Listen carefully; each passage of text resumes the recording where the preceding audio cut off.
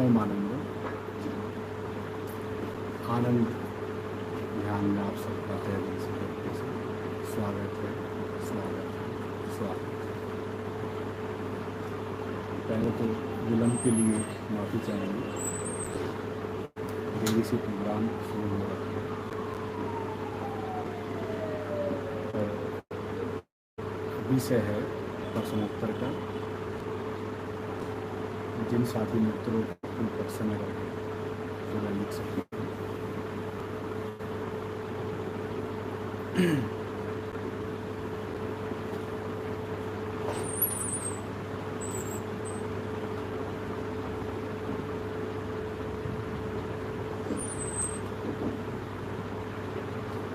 जिस भी किसी साथी मित्र का प्रश्न है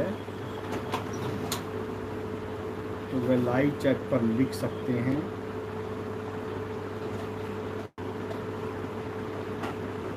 काफ़ी मित्रों ने ओमानंदम,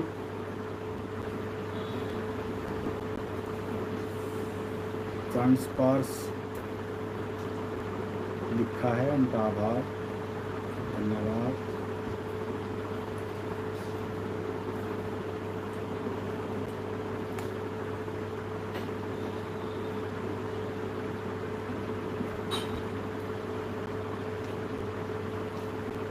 अगर आप जो भी साथी मित्र है, अगर किसी का प्रश्न नहीं है तो प्रश्न आया हुआ है, पहले उसी को ले लेते हैं।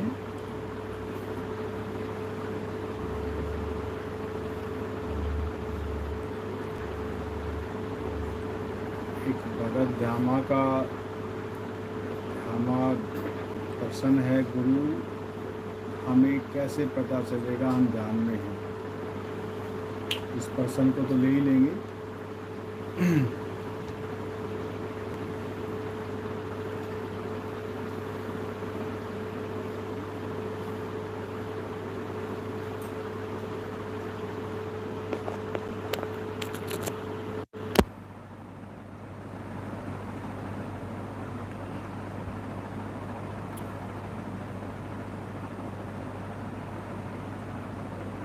फिर लिखते हैं, ध्यान में आंखें बंद कैसे करें?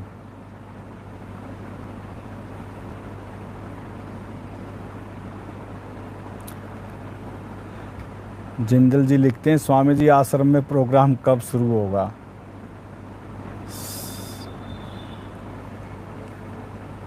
ठीक है, जो भी पर्सन है इनको छोड़ के अभी फ़िलहाल एक पर्सन है मेरे पास जो व्हाट्सएप पर आया हुआ है, और पिछले सप्ताह भी नहीं लिया गया था, पहले उसे ले लेते हैं। और जो भी साथी मित्रों के अगर किसी के और भी पर्सन है वो लिख के रखें।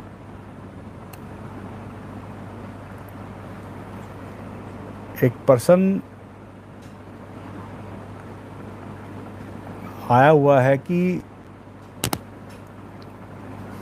जो कि बार बार जिक्र आता, चेतना का साधक है या भीतरी अवस्था जिसे हम आत्मा कहते हैं, और एक बाह्य आवरण है हमारा जो बाह्य जगत है। इस बाह्य जगत का जो विकास जो बाहर के जगत पर हो रहा है जिस स्पीड से विकास हो रहा है, जिस स्पीड से मानव आगे बढ़ रहा है, उसका इन्फ्लुएंस, उसका प्रभाव, क्या अंतस की जो चेतना है या आत्मा है उस पर प्रभाव पड़ता है? किसी साथी मित्र का ये प्रश्न है। साथी मित्रों, जिन साथी मित्र का प्रश्न है और जो कुछ साथी मित्र जुड़े हुए हैं, बाह्य जो विकास हम अब इस समय चारों तरफ देख रहे हैं, ये विकास निरंतर चलता रहता है और निरंतर चलने का संबंध अर्थ मानव से जुड़ा है और मानव के कारण ही बाह्य जो हम चारों तरफ अपने विकास देख रहे हैं या मानव उस विकास की ओर अग्रसर है, तो उसमें मुख्य केंद्र बिंदु मानव है।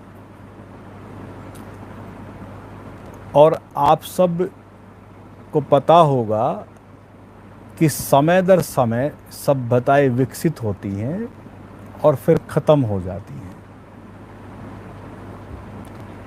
यह जो बाह्य जगत उन्नत और जो विकसित होता है मानव के कारण, अब भी हो रहा है और यह होता रहेगा।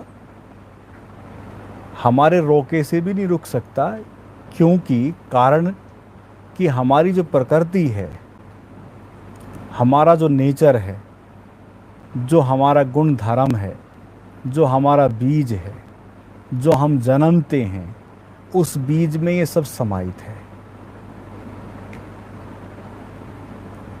इसलिए रुक तो सकता नहीं विकास, ये तो निरंतर जारी रहेगा, ये तो चलता रहेगा। भले ही प्रकृति के कारण या मानव के स्वयं के कारण इस पृथ्वी की सभ्यताएं मिटती भी आई हैं और फिर विकसित व उन्नत होती रही हैं। लेकिन उन्नत और विकसित के पीछे जो कारण है कि जब सब खत्म ही हो जाता है तो फिर उन्नत और विकसित कैसे होती है? कहते हैं कि कुछ बीज मात्र चीज़ें बच जाती हैं। समूल नष्ट होने के बाद भी क्या विकसित होता है कि नहीं होता है? जैसे पहले कुछ नहीं था फिर भी विकसित हुआ है, तो ऐसे ही जब कुछ नहीं होगा तो भी विकसित हो जाएगा, भले वह समूल नष्ट हो जाए।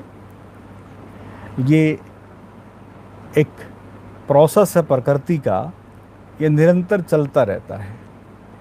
लेकिन बात है कि इस विकास में, इस दौड़ में, इस भागदौड़ में हमारी जो अंतस की चेतना है उस पर प्रभाव पड़ता है कि नहीं पड़ता है।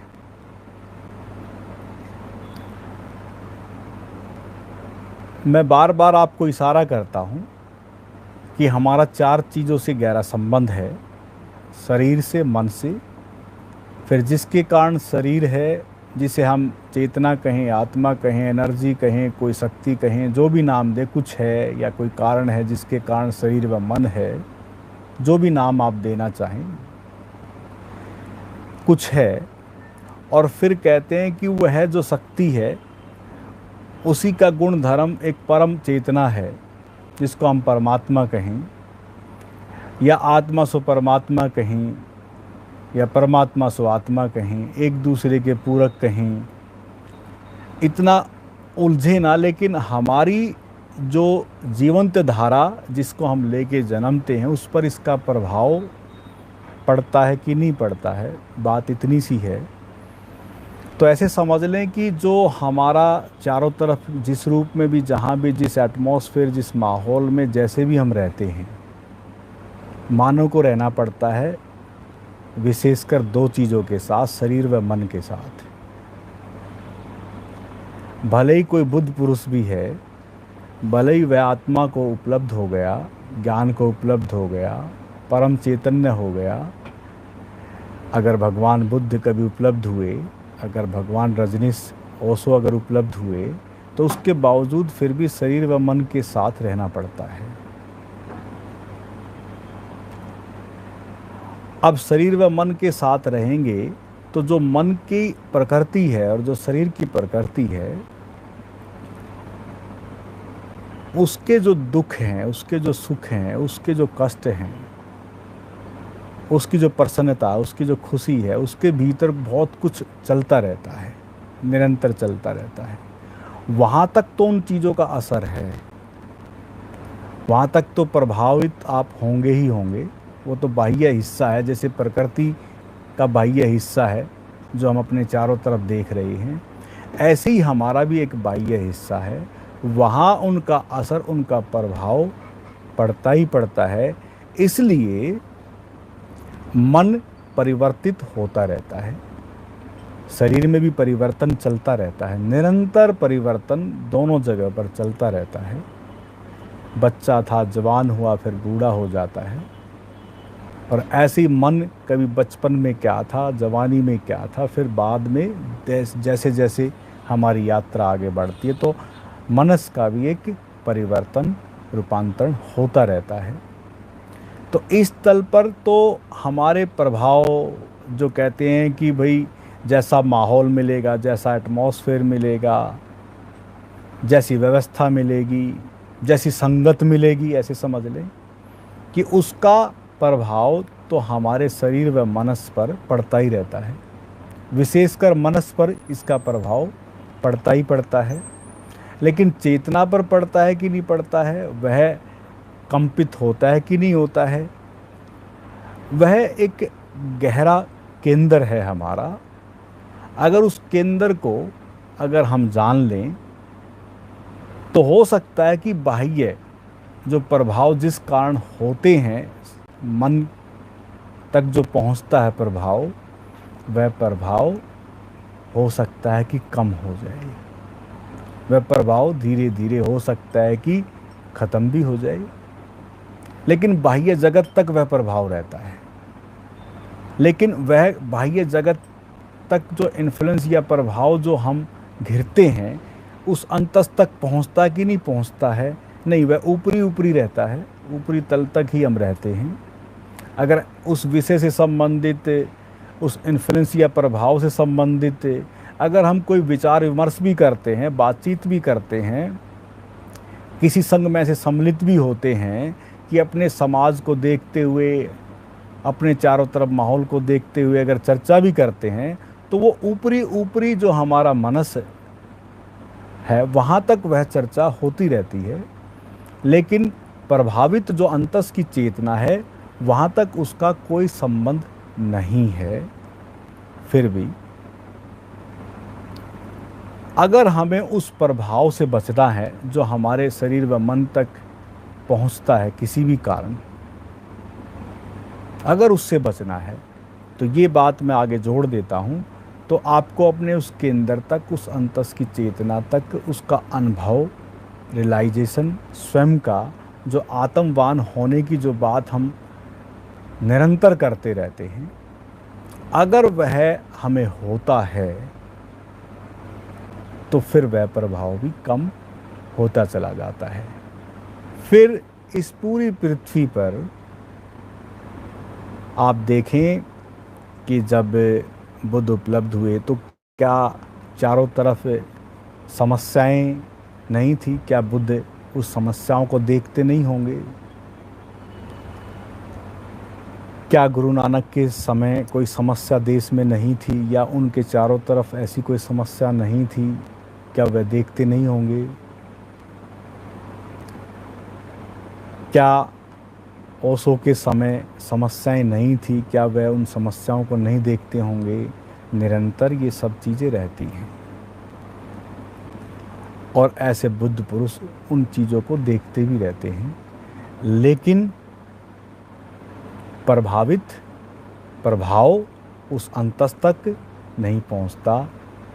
इतना ज़रूर है कि उन केंद्र तक वो पहुँचे तो एक करुणा में जो एक आनंद की दशा भीतर से जब प्रकट होती है, तो इतना ज़रूर है कि हम अप्रभावित रह सकें इस पूरे एटमॉस्फेयर से, बाह्य वातावरण से, मनस के वातावरण से, और जो चारों तरफ जो मनस के कारण जो जिसको हम संसार कहते हैं, जो चारों तरफ फैला हुआ है, वो आज की आधुनिकता को ले लें या किसी भी तरह की जो भी चकाचौंध आप देख रही हैं, किसी तरह का कोई भी प्रभाव आप तक नहीं पहुंचता। समस्याएं, घटनाएं घटती रहती हैं, लेकिन आप तक उसका कोई भी प्रभाव नहीं पहुंचता। लेकिन हमें पहले उस यात्रा तक, अपनी स्वयं की यात्रा तक, अपने उस केंद्र तक पहुंचना होगा जो अप्रभावित है, जहाँ सब स्थिर है, जहाँ सब, जिसको हम कहते हैं कि सम अवस्था है, उसी सम अवस्था के लिए हमारा प्रयास जारी है और हम इस प्रयास में लगे हुए हैं निरंतर। हमारी यही तो खोज चल रही है कि हम उस स्थिरता, उस निश्चिंत अवस्था तक कैसे पहुँचें कि हमें चारों तरफ का माहौल प्रभावित ना कर सके। और सबसे बड़ी बात, छोड़ो बाहर के समाज को छोड़ें, मैं तो कहूँगा कि और बहुत सारी जो समस्याएं जो चारों तरफ पृथ्वी पर चल रही हैं उनको छोड़ें। जो जहाँ हम रहते हैं, घर परिवार में जो हम रहते हैं, वहाँ निरंतर कुछ न कुछ ये चीज़ें चलती रहती हैं। और विशेषकर जहाँ हमारा ज़्यादा समय जाता है, और ज़्यादा समय हमारा आसपास जो हमारे संबंधी हैं, परिवार है या जो भी है, उन्हीं में ज़्यादा जाता है, और वहाँ ये सब चीज़ें चलती रहती हैं। वो उन चीज़ों से आप प्रभावित ना हों, आपके भीतर वह चीज़ ना पहुँचे, उसकी तैयारी तो चल रही है कि आप उस माहौल में हंसी खुशी रह सकें, प्रसन्नता से रह सकें, आनंद से रह सकें, प्रेम से रह सकें। वही तैयारी चल रही है।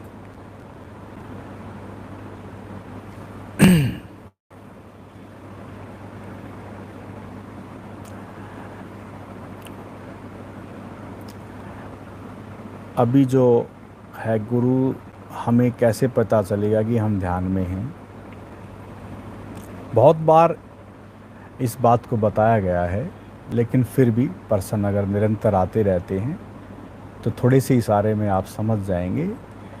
जैसे अगर आपने जैसे ध्यान किया होगा तो उस ध्यान में कुछ इशारे मिलते हैं कि जैसे शरीर को देखें, पैरों से आप शरीर को देखते हैं, फिर धीरे धीरे ऊपर आप बढ़ते हैं, घुटनों को देखते हैं, जैसे आप बैठे हैं उस अवस्था को देखते हैं, कितना भार, कितना वज़न आपके शरीर पर पड़ रहा है उसको महसूस करते हैं, और धीरे धीरे पूरे शरीर को ऊपर तक, हाथ कहाँ रखे हैं, कैसे रखे हैं, फिर आँखें बंद हम कैसे करें, साथ साथ में ये भी प्रश्न है कि ध्यान में आँखें बंद कैसे करें।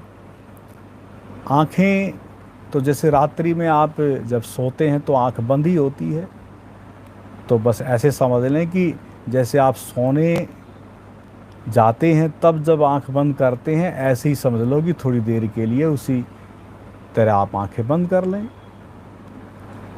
इतना सा काम है बस। सोने जब जाते हैं तब आंखें तो बंद ही करते हैं, तो ऐसे ही बस आंखें बंद कर लें या सहारा ले लें। अगर आप ध्यान में बैठे हैं, अगर बगैर सहारे बैठ सकते हैं तो बगैर सहारे बैठें, लेकिन आंखें ऐसे बंद कर लें जैसे जब सोने जाते हैं। और सोने में जब आप आंखें बंद करते हैं, बस ऐसे आप आंखें बंद कर लें और पूरे शरीर को आप देखें। और जैसे पूरे शरीर को जब आप देखते हैं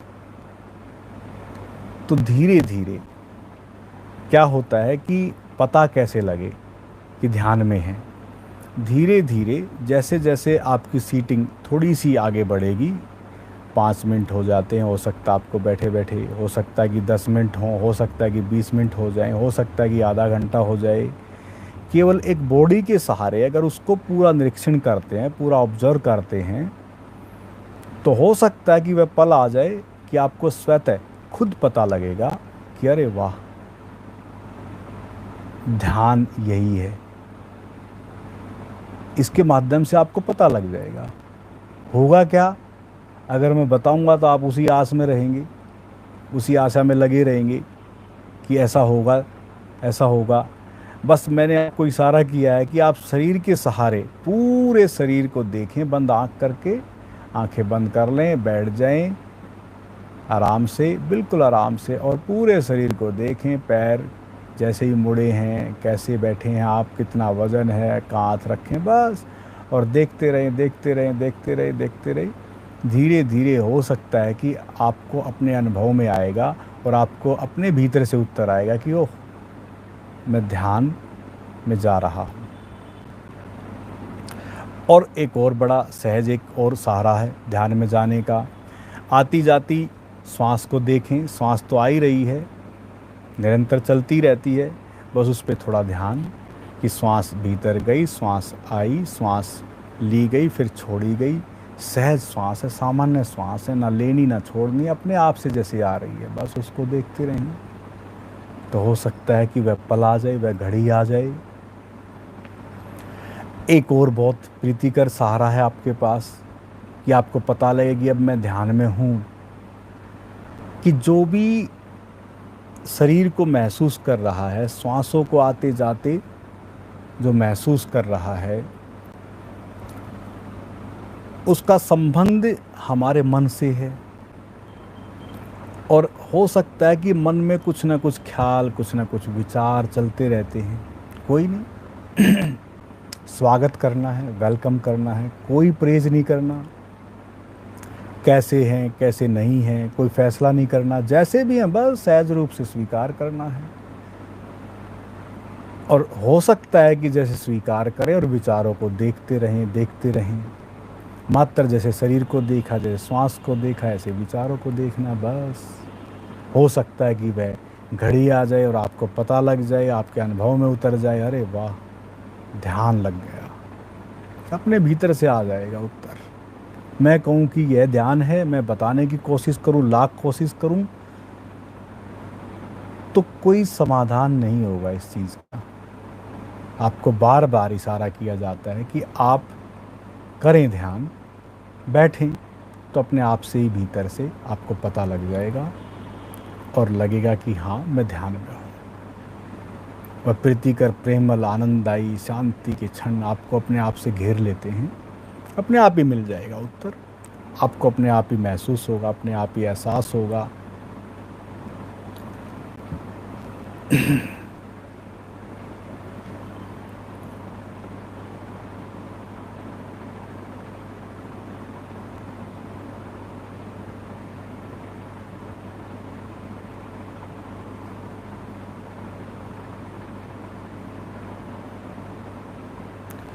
गुरुजी, बहुत समय तक आज्ञा चक्कर से बाहर रहते आनंद आता है, बॉडी में नम्बनेस रहती है, कृपया मार्गदर्शन। इसमें मार्गदर्शन की क्या आवश्यकता है? अनीता मेहरा जी का प्रश्न है। शुभ है, कल्याणकारी है, अच्छा है।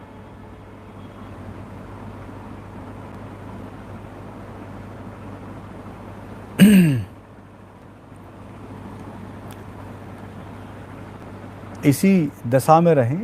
नमनेस अगर आ रही है तो उसमें बस इतना ज़रूर देख लें कि कहीं दुख के कारण तो नहीं। अगर खुशी है और आनंद है तो बस रहें, बस इतना जांच लें ज़रूर।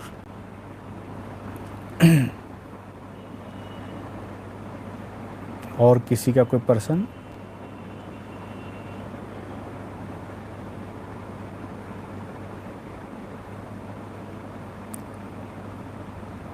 ये सानवी जिंदल जी भी लिखते हैं, गुरुजी आश्रम में कब से प्रोग्राम शुरू होगा?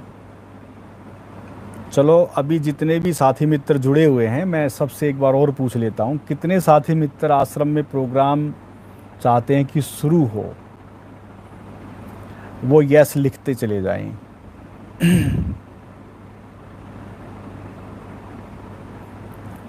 मैं आपसे प्रश्न कर रहा हूँ कि कितने साथी मित्र ऐसे हैं जो चाहते हैं कि आश्रम में प्रोग्राम शुरू हो, तो वो यस लिखते चले जाएं। अच्छा, ठीक है, रीटा अग्रवाल जी लिखते हैं यस, रेणुतायल जी लिखते हैं यस, देविंदर दैया जी लिखते हैं यस, सुनील शर्मा जी लिखते हैं यस, गिरधारी लाल जिंदल जी यस, संजीव कुमार जी लिखते हैं यस,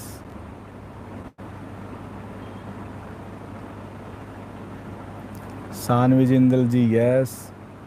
मैं चेक तो करूँ ना कितने साथी मित्र ऐसे हैं जो चाहते हैं कि प्रोग्राम हो।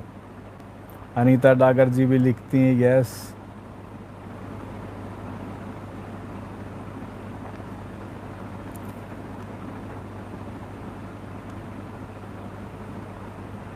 बस, जुड़े हुए काफ़ी लोग हैं। और या तो हो सकता है कि कोई एलईडी पे देख रहा हो, चैट की सुविधा ना हो, लेकिन कुछ मित्रों की आए हैं कि हाँ, हम चाहते हैं। ठीक है, चाहते हैं, लेकिन प्रोग्राम हो। और जो चाहते हैं, जो भी साथी मित्र पहुंचेंगे, कितने साथी मित्र आश्रम में? प्रोग्राम तो चलो हो जाएगा, लेकिन कितने साथी मित्र हैं जो आश्रम में पहुंचेंगे?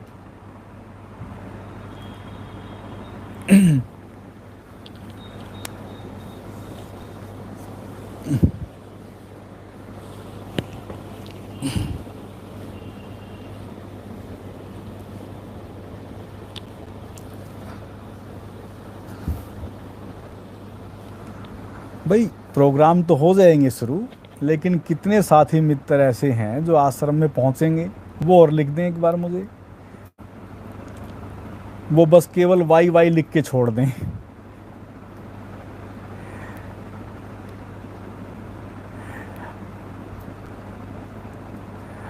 सुनील शर्मा जी लिखते पहुंचेंगे, ठीक है। देविंदर दैया जी वाई, ठीक है, ठीक है, ठीक है, काफ़ी ठीक है।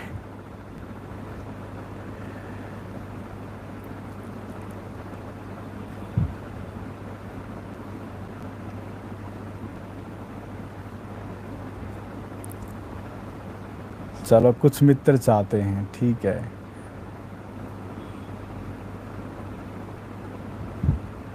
संजीव कुमार जी भी चाहते हैं, ठीक है, ठीक है। चलो, कुछ हैं मित्र जो चाहते हैं कि आश्रम में प्रोग्राम हो और हम आएंगे, ठीक है।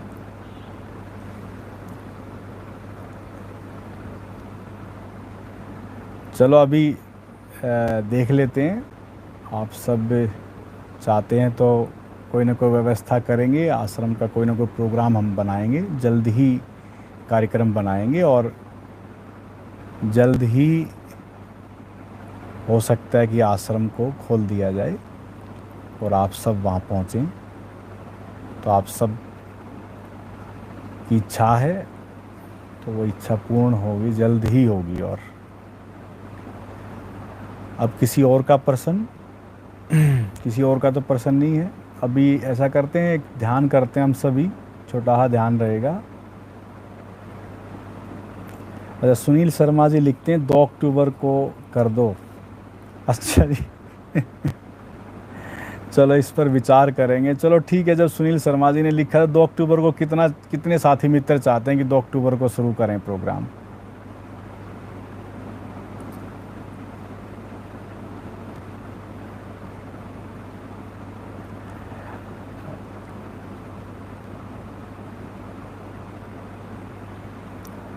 रेणु तायल जी यस, गिरधारी लाल जिंदल जी यस। कोई नहीं, लिखते रहें, 3-4 बार लिखते रहें। अच्छा, कृष्ण मितलिया जी भी हाँ जी, ठीक है। ठीक है, रीटा अग्रवाल जी भी कहते हैं यस, ठीक है। चलो, जो नए साथी मित्र जुड़ रहे होंगे तो हो सकता है कि 2 अक्टूबर एक विशेष प्रोग्राम होता है जो काफ़ी सालों से निरंतर चलता रहता है। तो ठीक है, इस पर विचार विमर्श करके हो सकता है कि इसी दिन से हो सकता है कि कार्यक्रम शुरू हो जाएं। आप सबके मैंने देख लिए हैं कि काफ़ी मित्र चाहते हैं कि कार्यक्रम शुरू हो। ठीक है, तो 2 अक्टूबर पर ही विचार विमर्श करते हैं। ठीक है, अब सभी जो है साथी मित्र ध्यान के लिए तैयार हो जाएं। सभी साथी मित्र ध्यान के लिए तैयार हो जाएं।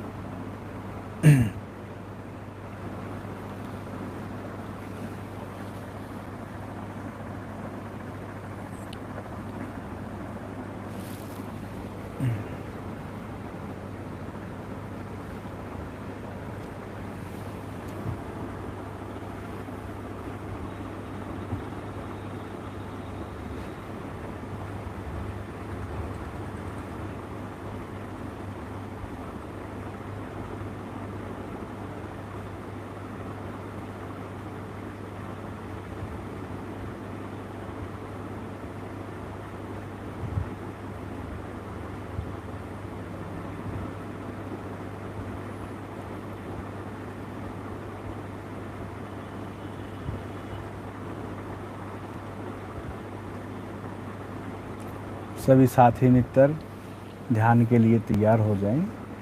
और जो भी बस बात किसी ने प्रश्न किया था, ध्यान कैसे पता चलेगा कि ध्यान में है, तो आप अभी बैठ जाएं इस ध्यान में। तो हो सकता है कि आपको जो भी साथी मित्र किसी ने प्रश्न किया लेकिन उस प्रश्न के कारण औरों का भी भला हो, तो बस अब अभी बैठ जाएं ध्यान में और बिल्कुल अपनी एक अवस्था बना लें। एक अवस्था, अभी जो भी पैर वैर हिलाने हैं, जो भी कुछ करना है भी कर लें और बस एक स्थिति में बैठना है। कोशिश करें कि शरीर और बॉडी का पार्ट हिले ना, बस एक अवस्था, जैसे एक तस्वीर के माफिक, एक बुत के माफिक आप बैठ जाएं। भले ही सहारा ले लें, एक स्थिति बना लें बस।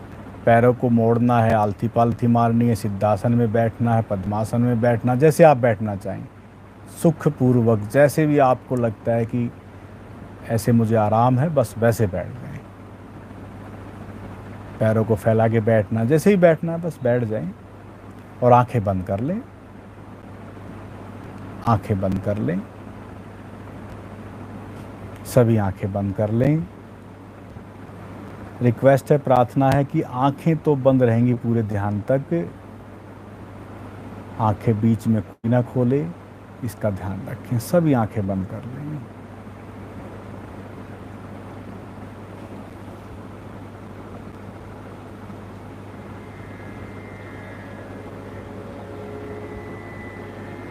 पूरे भाव से भर जाना है।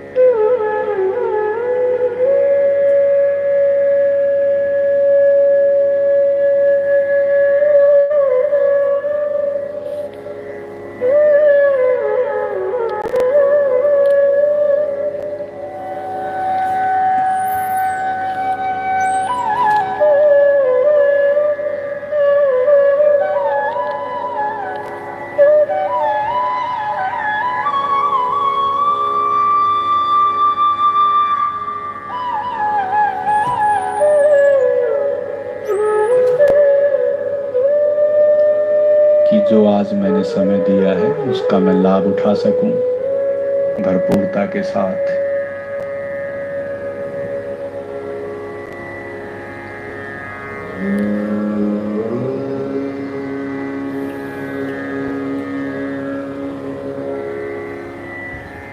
अद समाधि पादः अद योगानुशासनम् योगः चित्तवृत्ति निरोधः अधाद्वष्टु स्वरूपे अवस्थानं वृत्तिसारूप्यं वितरध्व वृत्तयः पञ्चतैः क्लिष्टा क्लिष्टा प्रमाण विपर्यय विकल्प निध्वा स्मृतयः प्रत्यक्ष अनुमान आगमा प्रमाणानि विपर्ययो मिथ्या ज्ञानम् अतरूपप्रतिष्ठम् शब्दज्ञानानुपाति वस्तुशून्यो विकल्पः अभावप्रत्ययालम्बनाभृत्तिर्निध्वा अनुभूतविषय असंभ्रमोषः स्मृतिः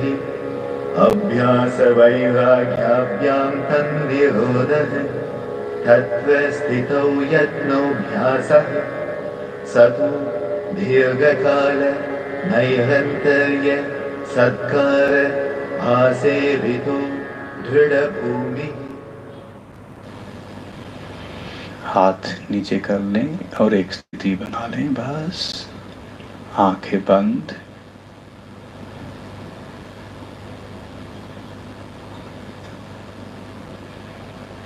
एक स्थिति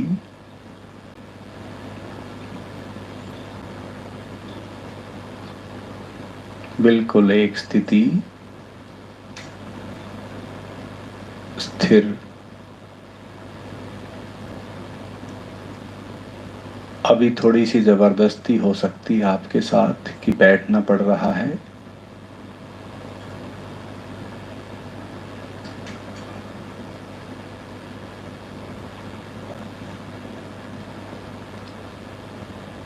लेकिन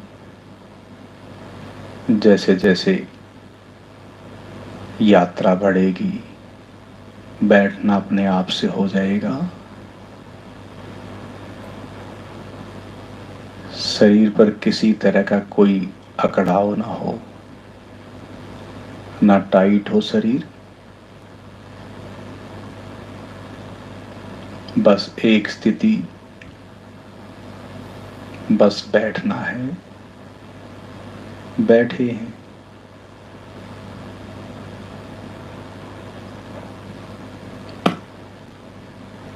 एक स्थिति है और हमारा शरीर मित्र है, उस शरीर के साथ हम बैठे हैं, तो हमें उससे मैत्री करनी है। बस नीचे से पैरों से आरंभ करेंगे, बंद आंखों से देखना शरीर को,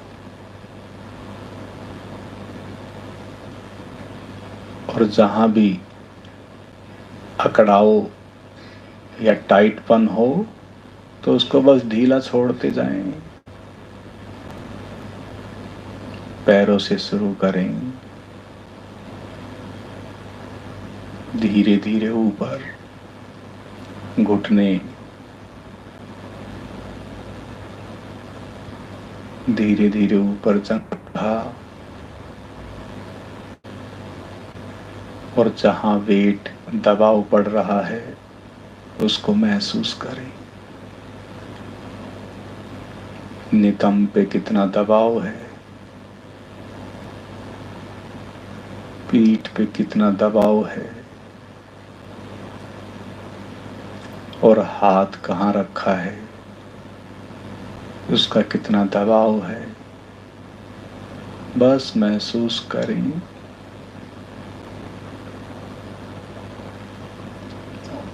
और शरीर को ढीला छोड़ते जाएं।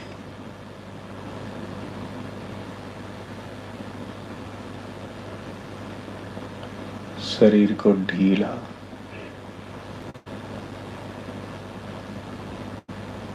ऊपर, बंद आंखों से ऊपर का शरीर, कंधे हैं, गर्दन है, चेहरा है, बहुत सुंदर चेहरा, बंद आंखों से आप उसे देख रहे हैं। शीशे में देखा आपने अपना चेहरा, लेकिन अब बंद आंखों से देख रहे हैं। चेहरे पे हल्की सी मुस्कान,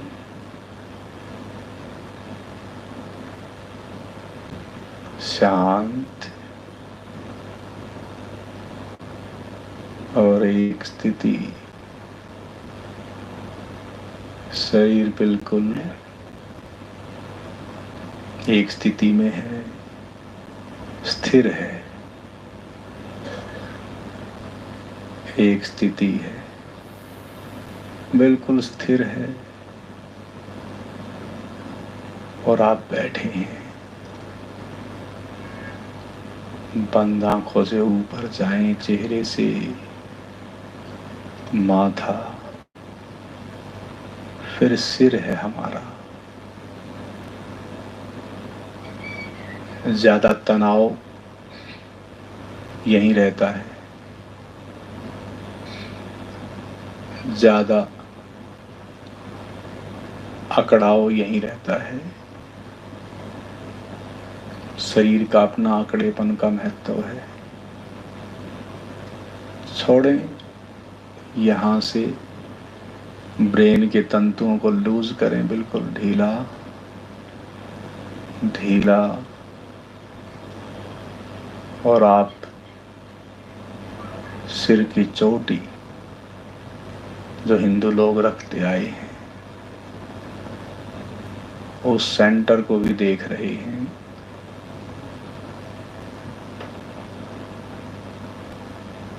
पूरा शरीर आपने देख लिया।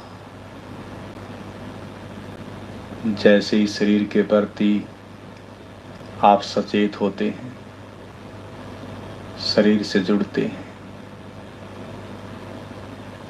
तो ध्यान योग जो हम सुनते आए हैं वो घटित हो जाता है। ध्यान, होश, सचेत और सजग, योग, जोड़, जुड़ना। और अब हम शरीर से जुड़ गए और शरीर के प्रति पूरा होश,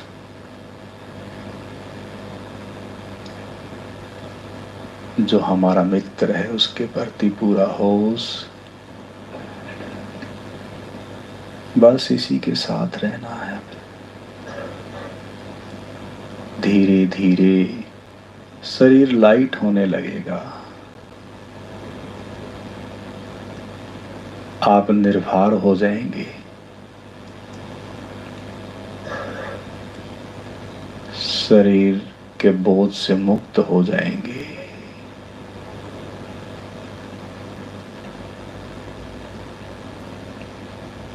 दूसरा स्टेप, सांस है शरीर में। सांस से जुड़े अब। सांस से जुड़े। सांस आ रही है, जा रही है। अगर थोड़ा बहुत जुड़ना नहीं हो पाता तो अपने आप से थोड़ी सी सांस ले सकते हैं और सांस को नाभि तक जाने दें। बाहर भीतर, भीतर गई सांस, फिर बाहर निकली। जैसे ही आप सांस के प्रति सचेत होते हैं और सांस से जुड़ते हैं तो ध्यान योग का दूसरा पार्ट सद गया।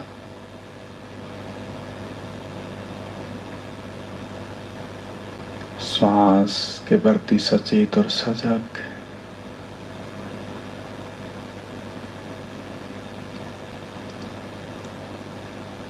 और सांस से जुड़ जाएं बिल्कुल। अब सांस ही रह जाएं, सांस ही रह जाएं, सांस ही रह जाएं।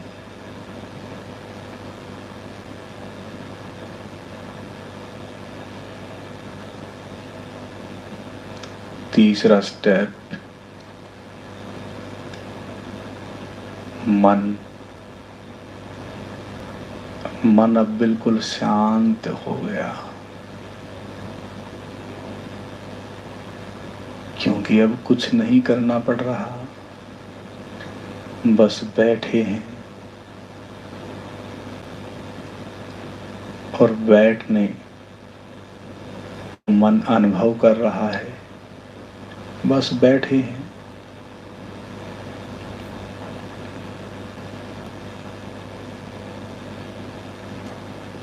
और श्वास को मन अनुभव कर रहा है, दोनों को मन अनुभव कर रहा है, शरीर को भी श्वास को भी। लेकिन जो अनुभव कर रहा है मन, अभी तो वो शरीर को कर रहा है, श्वास को कर रहा है। फिर भी कुछ मित्र हो सकते हैं कि मन में कुछ और भी दृश्य आ रहे हों, लेकिन उनसे आग्रह कि वो शरीर पर लौट आए और श्वास पर लौट आए। फिर भी अगर मन नहीं मान रहा तो चिंता ना करें, जो भी दृश्य हैं जैसे भी हैं, अच्छे हैं या बुरे, जो कि मन ने एक धारणा बना ली है, ना कुछ अच्छा होता ना बुरा होता, भले वो अतीत के हैं या वो भविष्य के, कोई चिंता नहीं, उनको बस देखना है, उनको बस देखना है। उनको देखने में कोई परहेज नहीं है, आप देखें, बस देखते रहें। तीनों से गहरा संबंध है, शरीर है, श्वास है, मन है।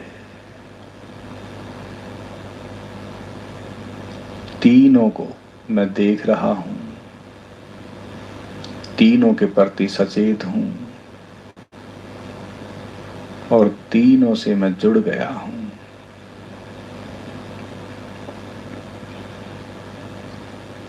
अब चौथा पड़ाव, महत्वपूर्ण पड़ाव। अब आप बिल्कुल आराम की स्थिति में हैं, शरीर बिल्कुल ढीला है और लाइट हो गया है, श्वास सहज और शांत है, श्वास बिल्कुल सहज और शांत है, मन एकदम शांत है, मन एकदम शांत है। और अब चौथा पड़ाव ध्यान का महत्वपूर्ण। अब जो भी चारों तरफ की जिस रूप में भी आवाजें हैं, उनको अपने तक पहुंचने देना है, आपको वहां नहीं पहुंचना।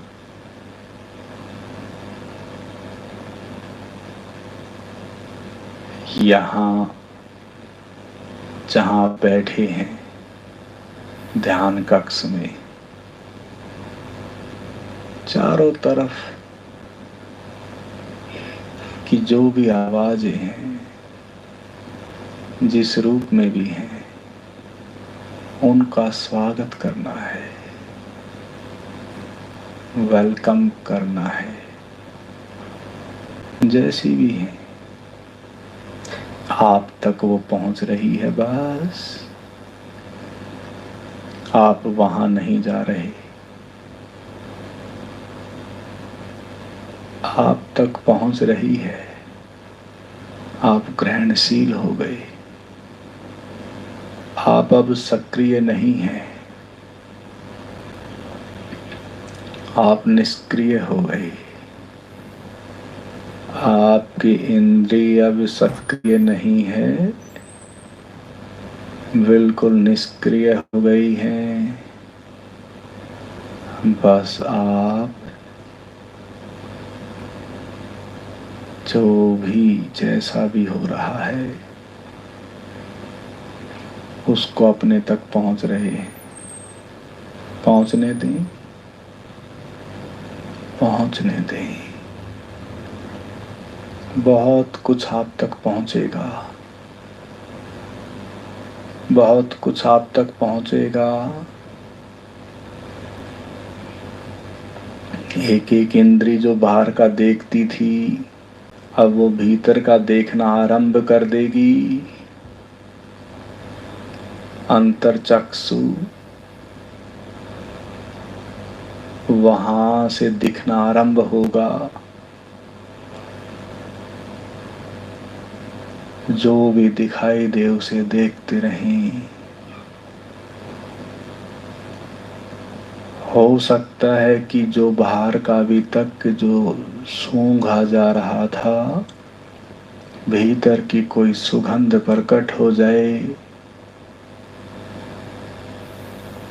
जो अभी तक स्पर्श का अनुभव हो रहा था किसी के छूने से, अब हो सकता है कि कोई ऐसी अदृश्य चीज आपको छू ले।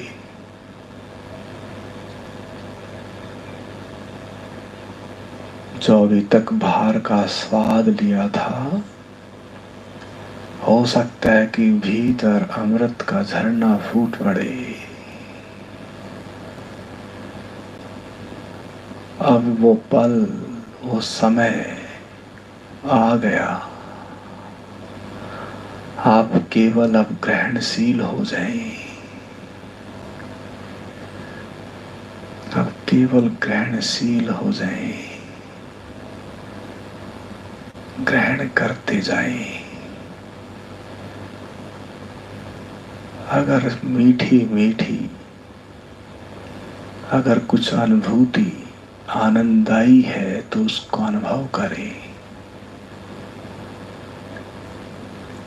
अगर आपके भीतर शांति की कुछ किरणें आपके अनुभव में आ रही है तो उसे अनुभव करें।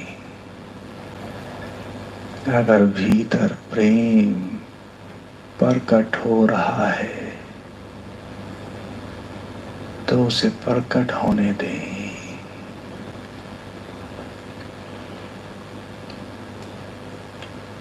अब हमें इसी में रहना है और इसी के साथ बैठे रहना है।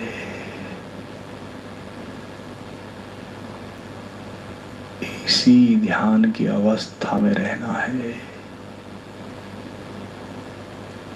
शांत, प्रेम पूर्ण और आनंदित स्थिति है बाप की। अब इसी में रहना है, इसी में रहना है।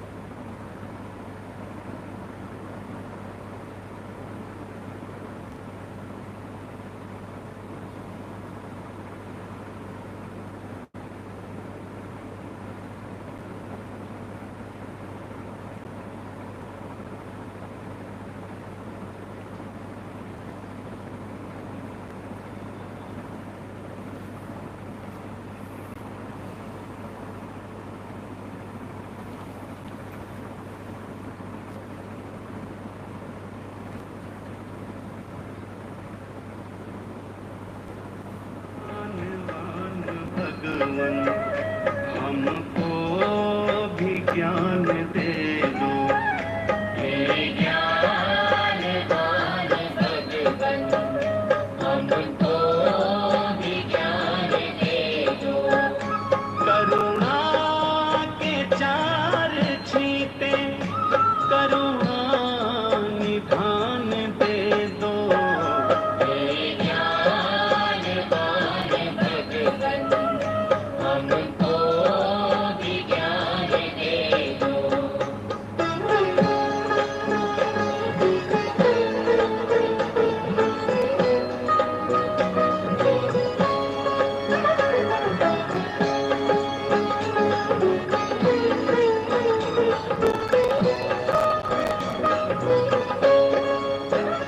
सुलझा सके हम अपने जीवन की उलझनों को। सुलझा सके हम अपने जीवन की उलझनों को। जीवन की उलझनों को प्रत्यारितम धरा से बुद्धि का दान दे दो। करुणा के चार छींटे करुणा निधान दे दो। हे ज्ञान दान भगवन हमको भी ज्ञान दे दो।